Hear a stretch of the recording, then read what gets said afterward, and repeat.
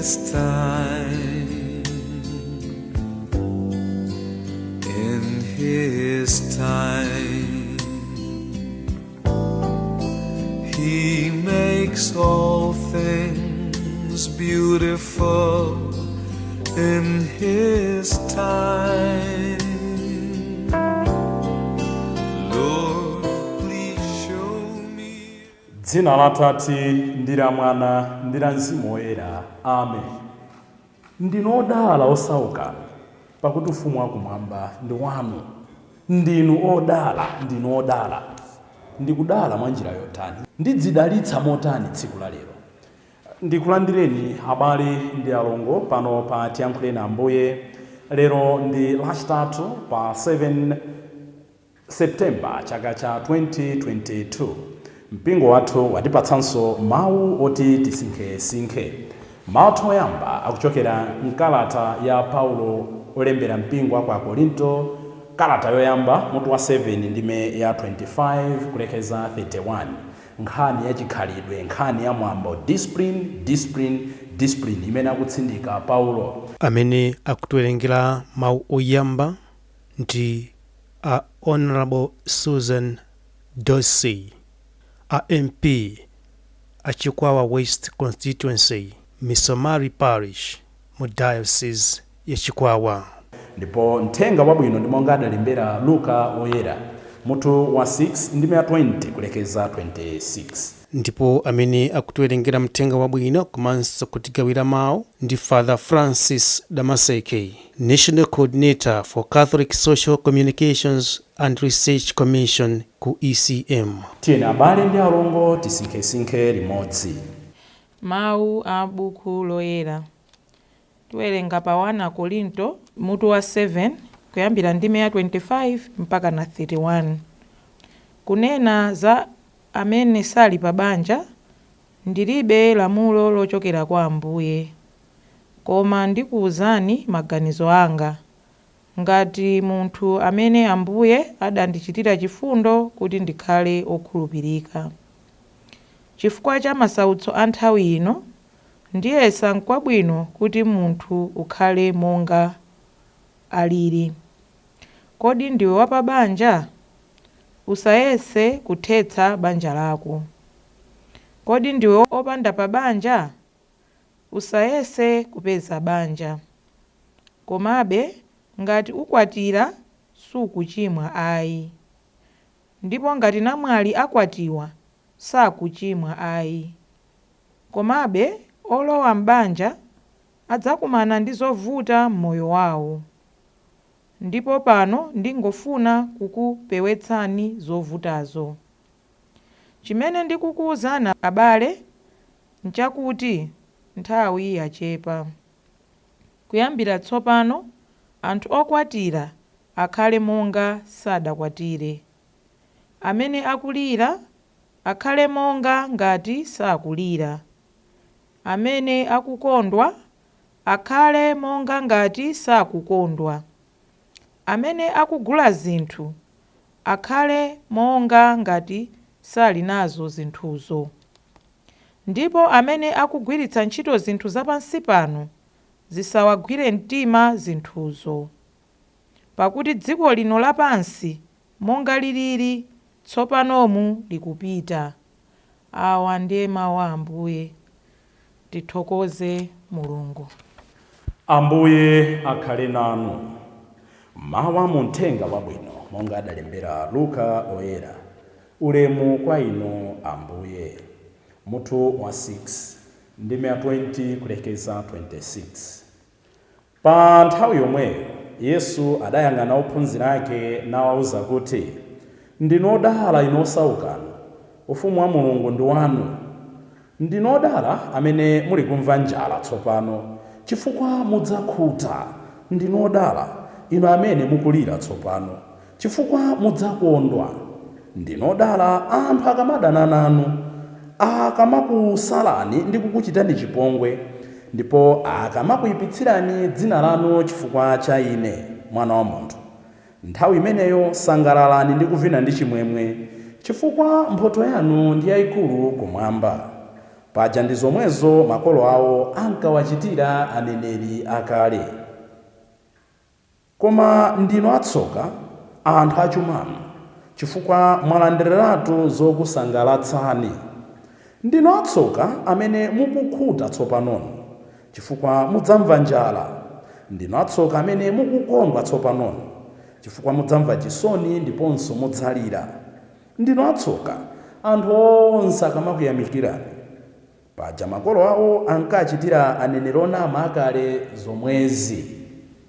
Mthenga wa Ambuye. Ulemu kwa inu Ambuye Yesu Khristu. Tikamawerenga ndi kumvetsera malembo ndi chidwi, timamva kuti mwini wa zinthu zonse ndi anthu onse ndi Mulungu, ndipo izi ndi zoona zake, zoona za chikhulupiriro, zoona za kumvera. Ignatius wa ku Loyola amatiphunzitsanso kuti mu zonse tizisakasaka ndi kupezamo Mulungu. Find all things in God and God in all things. Zonse timazipeza mwa Mulungu, ndipo tizimpeza Mulungu mu zonse. N'chifukwa chake tikamawerenga uthenga wabwino, makamaka synoptic gospels, tikawerenga uthenga wa Mateyo, Luka, komanso Marko, amatiuza kuti funafunani mudzapeza, gogodani adzakutsegulirani, pemphani ndipo mudzalandira. Izi zinali zosadabwitsa kuti anthu atamva kuti Yesu akuphunzitsa, anathamangira kwa iye kuti akamve, poona dziko limene akukhala, poona mmene akuzunzidwira, poona mmene chilungamo chikuyendera, poona mmene olemera akulemerera. Anthu anathamangira kwa Yesu kuti akaphunzire chisisi cha mtendere, chisisi cha kuchita bwino, chisisi cha chimwemwe, the secret of joy. Nde anthu asonkhana kuti ave from the guru himself, from the master himself, chisisi cha kukondwa ndi chani. You can imagine ngati mumatha kupanga visualize, kuona zinthu ndi masomphenya mmoto mwanumu, tangoganizira. People are all flocking to Jesus. Timve kuti chisisi cha kudala ndi chani. Ndipo mosapereka anyamata aka Yesu anali kwakodolera, lero phunziro la mawa, pajatu Ambuye Yesu amaphunzitsa nthawi ndi nthawi. Phunziro la mawa ndi kuphunzitsa kuti kudala ndi chani, chimwemwe ndi chani, kupeza mtendere ndi chani, kukalowa ufumu wakumwamba ndi chani. Mosapereka konse, osauka, opuwala, osaona, aliyense olemera. Pajatu ndalama ili ngati mchere wa madzi umafuna zizingobwerabe. Anthu anadzadza kwa Yesu, there was a commotion. Anawuza kuti khalani pasi, khalani pachidikha, mumve chisisi. Chisisi cha chani, cha ufumu wakumwamba, chisisi cha chani, cha kukonda. Nde akuyamba kusinja lemba, ngodala osaukanu, pakuti ufumu wakumwamba ndi wanu. Ndi odala amene mukumva njala, pakuti Mulungu adzakukhutitsani. Ndinu odala anthu akamakunyengezerani, anthu akamakusinjirirani chifukwa cha ine, pakuti mudzakondwa. Ndinu odala mukulira tsopanono. Muli inuyo. Reaction yanu ikanakhala yotani? Mosapereka konse, kukanakhala kukhumudwa. Kodi Ambuye Yesu afuna tizikhala moyo ovutika? Does he want us to live in abject poverty and misery? Aye. After all, Mulungu amafuna tizikhala mdzimamashons, tizikhala anthu okondwa, tizidya zabwino. N'chifukwa chani akupereka uthengawo? Sakudzitsutsayi. Poyamba afuna ationetse kuti munthu amene amakhala atokhala nazo zambiri, koma amene amakhala akudalira Mulungu pa zonse. Munthu amene akumva njala amadalira wina wake. Munthu amene akumva ludzu amadalira wina wake. Munthu amene akusautsidwa amadalira wina wake. Nde ife odalira wathu ndani? Pajatu timanena Msalimo ija, chithandizo changa chimachokera kwa inu Ambuye. Mwachidule Ambuye Yesu afuna ationetse kuti mukhala odala mukamadalira Mulungu. Kuntchito kwanuko mumva mtendere, simutekeseka mukamadalira Mulungu. Munsembe mwanga ndimasinjiriridwa, ndimakambiridwa zoyipa. Anthu amatisemera zinyawu, anthu adzatisemera zinyawu, ena amatitamanda, ena amatidzudzula, ena amationa olungama, ena amationa ochimwa, ena amationa opanda pake, komabe tikudalitsa ambiri. Sindidzakhumudwa ngati ndiyika maziko anga pa Yesu Khristu. Ngodala munthu amene amadalira Mulungu, ali ngati mtengo odzalidwa mphepete mwa mtsinje. dzuwa lingaombe, mvula ingabwere, chisanu chingapunthe, sadzatekeseka konse. Kudala kwathu kubwera, njala zathu zitha ngati tidalira Mulungu. Chachiwiri, Ambuye Yesu afuna atuonetse. Jesus is challenging us to turn the world view upside down. Dziko limatiuza kuti ngodala ndani? Ngodala anthu amene akhala number 1 mu zonse. Ngakhale mu zinthu zimene they know they don't deserve it. Anthu amene aomberedwa m'manja, anthu amene timasilira ngati odala. Ndodala anthu amene ali nazo zambiri. Ndodala anthu amene amayesetsa kukhala ndi chifundi chabwino, chigalimoto chabwino, chani chabwino. Ambuye Yesu afuna tipange turn upside down the tables. Afuna tionetse chani? Chimwemwe ndi kulira zitha kuyendera limodzi. Kusauka ndi kulemera zitha kuyendera limodzi. Tikayang'ana kwa Mulungu. Joy and sorrow can walk hand in hand as long as we depend on God.